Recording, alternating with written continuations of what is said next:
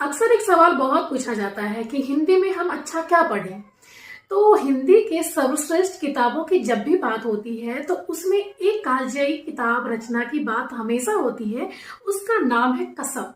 मनोहर श्याम जोशी के द्वारा लिखा गया ये उपन्यास आपको बहुत ही खूबसूरत से दुनिया में ले जाता है, पहाड़ों में ले जाता है। किताब में बेबी है और डीडी है, इन दोनों के ही प्रेम की कहानी है ये कसब।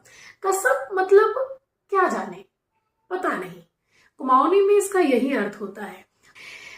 बेबी जो है बहुत ही खिलंदर स्वभाव की होती है और लेकिन जो बात करती है ना, लगती बचकानी जरूर है लेकिन होती बड़ी ठोस है।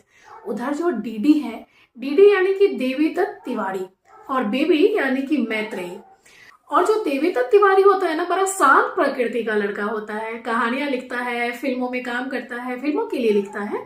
तो बेबी और डीडी मिलते हैं शादी के किसी जनवासी में और बड़े ही हास्यास्पद स्थिति में दोनों की मुलाकात होती है। धीरे धीरे यहीं पर ना प्रेम का अंकुरन हो जाता है।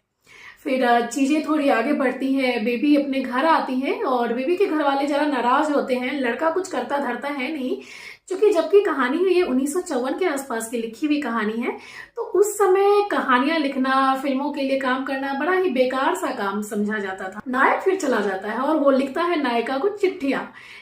नायिका पढ़ नहीं पाती, बहुत सारे शब्दों का अर्थ समझ नहीं पाती है। तो इसमें बड़ा मजा आता है कि दोनों ही पिता पुत्र मिलकर नायक की चिट्ठी पढ़ते हैं। तो कहानी धीरे धीरे आगे बढ़ती है और क्या होता है क्या नहीं होता है, किस तरह ये मिलते हैं या नहीं मिलते हैं, यूं तो आपको पता होगा, कसब के बारे में आपने बहुत सुना होगा। तो ये अधूरी प्रेम कहानी है।